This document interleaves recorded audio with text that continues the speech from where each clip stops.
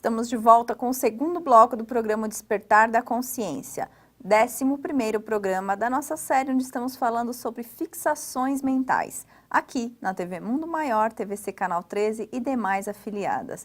O tema de hoje, origens do câncer. Sebastião, fiquei aqui com um questionamento.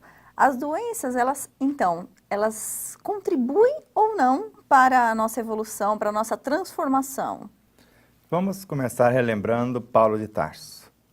Por mais que eu fale a língua dos homens, ou seja, que eu domine todo o conhecimento humano, que eu tenha a fé, a compreensão, a ponto de transportar as montanhas, eu sei os porquês, que eu domine todas as ciências e que eu fale até a língua dos anjos, quer dizer, eu domine até a ciência espiritual. Se me faltar amor, as diretrizes para esse comportamento adequado, de nada adianta.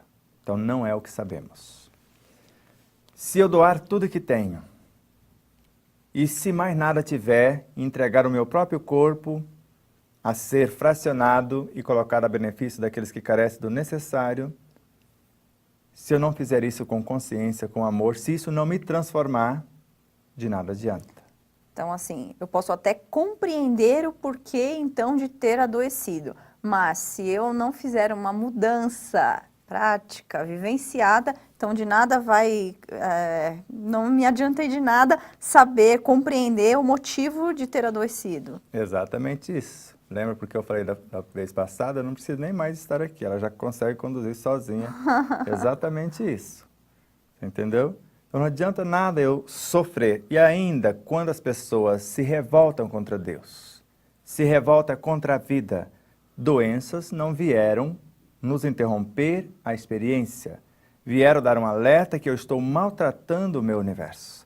A doutora Anete Guimarães, ela afirma nas suas palestras que a dor é uma rebelião das células, elas não aguentam mais maus tratos.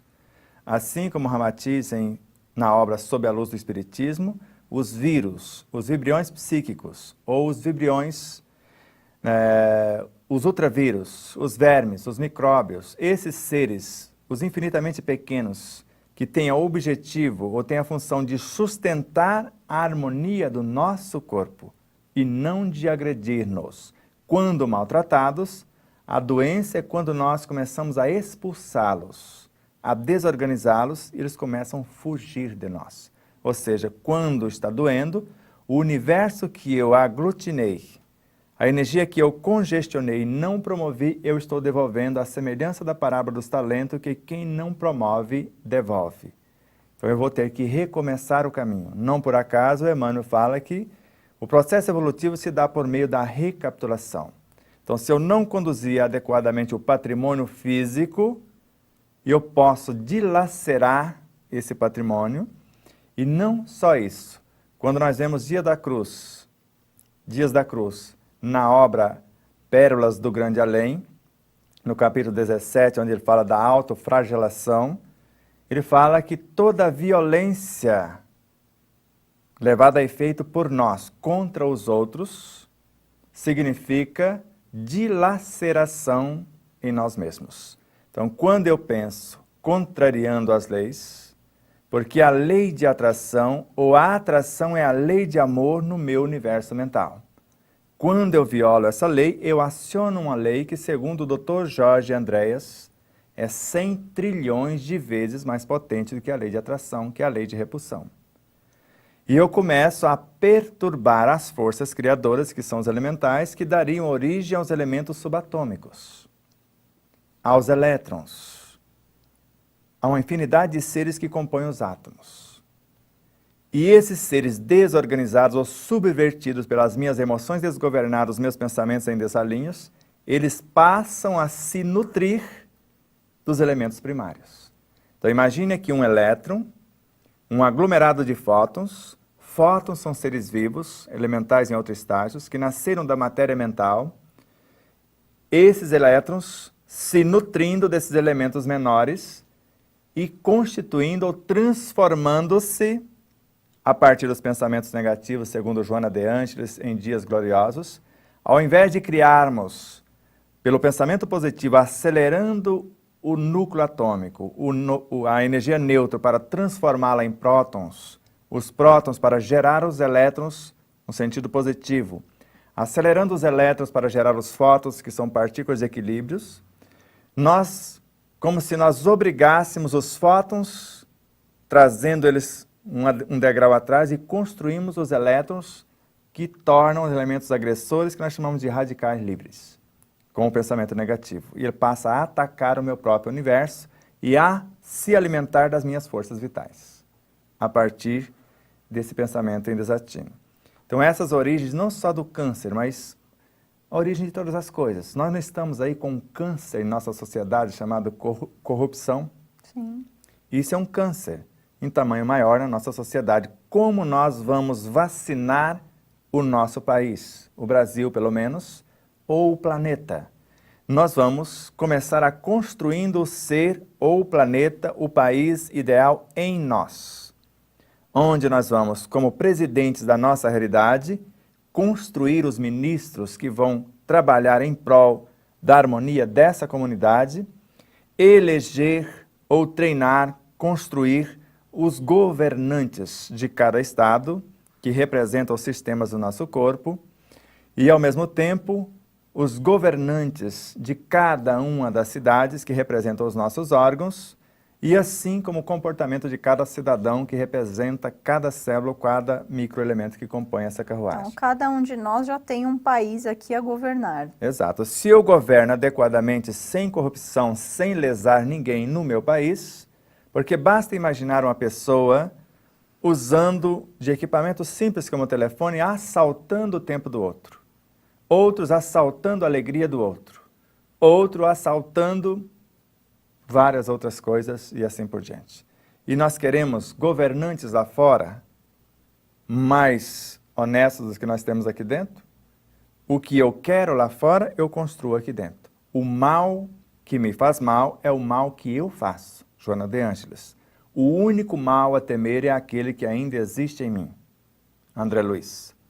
Antes de querer qualquer um de nós domar um espírito mal, encarnado ou não, precisamos de cuidar de domar-nos, Allan Kardec.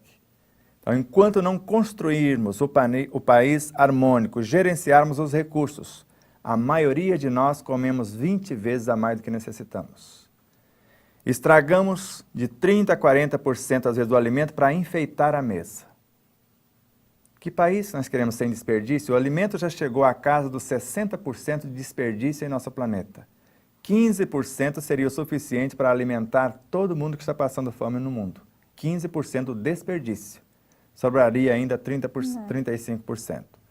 Então veja, se eu administro os meus recursos, um pensamento bem gerenciado poderia resolver a situação, mas quando eu não sei nem quem está pensando, 95 mil pensamentos são elaborados para quê? Para nada. Porque um só pensamento bem organizado, eu posso ficar com ele 24 horas por dia, enriquecendo ele de conteúdos, aprimorando-se, utilizando esse pensamento, para que quando eu decidir unir ele com outro pensamento para formar uma ideia, uma molécula psíquica, como nós falamos no mundo espiritual. Então agora esse pensamento que significa ou simboliza um pequeno átomo, juntamente com outro, formando algo maior, e agora criar uma roupagem para vestir essa ideia que vai chegar no universo físico como um mensageiro, como um hormônio, porque ele vai representar os estados da minha consciência. Então, quando eu trabalho essa estrutura, não deixando interferir nesse pensamento as propostas indecentes que vêm do meio, porque eu quero agir com dignidade, com honradez, e não vai ser as propostas indecorosas dos outros que vai corromper-me. Porque eu não sou um ser corrupto ou corruptível, posso até ser corruptível, mas não quero ser corrupto, e quero transformar todo esse universo corruptível, Paulo de Tarso, em um ser incorruptível, porque toda a energia do físico vai transformar-se na energia do corpo perispiritual. Mas enquanto eu quiser transformar os outros antes de transformar o meu cenário, não consigo coisa alguma. Enquanto eu não respeitar os alimentos que constituem o meu próprio universo, a começar pelo pensamento, que é uma espécie de alimento, as emoções e os sentimentos, que são alimentos também, palavras e atitudes, que também o são, eu não vou conseguir construir nada de saudável dentro de mim, erradicando as matrizes cancerígenas e de outras enfermidades e, ao mesmo tempo, a enfermidade que avassala o nosso país, o nosso planeta na atualidade. Então, se cada um de nós cuidar de bem governar e bem administrar o nosso país, que cada um de nós temos, isso auxilia ao todo. O todo, porque Gibran, como um pesquisador, como quase um profeta, como um filósofo, como um poeta, num único átomo. Um único átomo contém todos os elementos da Terra. E André Luiz, com a ideia um pouco mais expandida do que Gibran, se tocarmos num único átomo, interferimos na estrutura de uma estrela, ou seja, interferimos na conduta do sistema solar. E nós sabemos, com outros autores como Hermínio Corrêa de Miranda, que foi um pouquinho mais longe do que André Luiz. Se tocarmos numa pequena estrutura, numa flor, numa folha, interferimos na estrutura de uma galáxia. Então, o micro contém o macro. O que eu fizer no meu universo reflete no entorno. Leon Denis já havia testificado na obra O Grande Enigma que a radiação de um átomo de rádium, o campo vibracional é tão intenso que quando aquela radiação chega num átomo que brilha menos, o que tem menos, reflete o brilho desse que tem mais, e ele fica tão iluminado quanto. Ou seja, a nossa conduta, o nosso exemplo, despertando outras consciências. Ok, então deixamos um pouquinho mais desse assunto para o nosso próximo bloco. Você que está aí acompanhando o nosso programa, quiser associar-se ao Clube Amigos da Boa Nova, ligue para 0800 12 18 38 e seja também um sócio. Agora nós vamos então para um rápido intervalo e já voltamos.